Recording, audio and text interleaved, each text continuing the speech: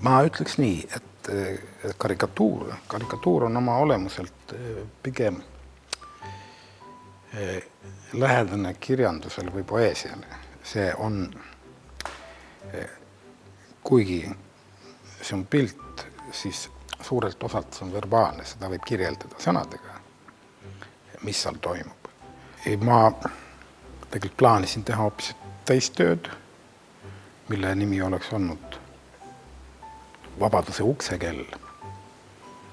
Aga siis, kui ma alustasin selle kivi peale joonistamist, tundus mulle, et ma selle teise pildi peale olin nagu juba pikalt mõelnud, et mis ta mult ära võttis, see mõtlemine, see võttis ära vabadust. Tähendab, ma joonistama hakates ma ei oleks olnud nagu vaba. See ongi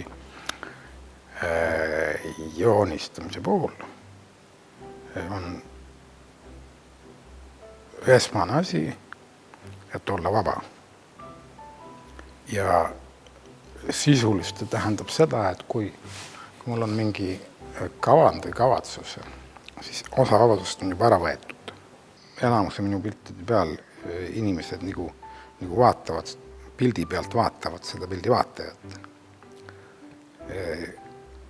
Miks nad seda teevad? Mina seda ei tea.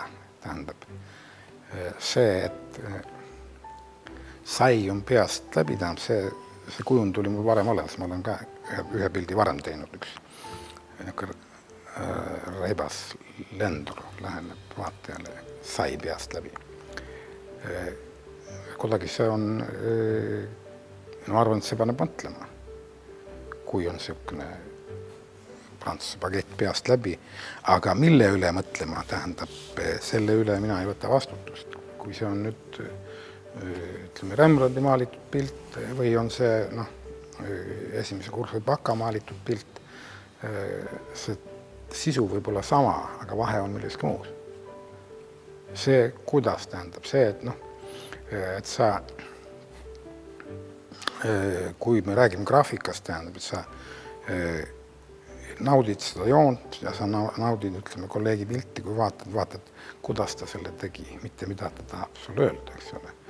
Hoopis lihtsam odavam oleks see kirjutada kuskile seina peale, et sööge kapsast või olge head inimesed.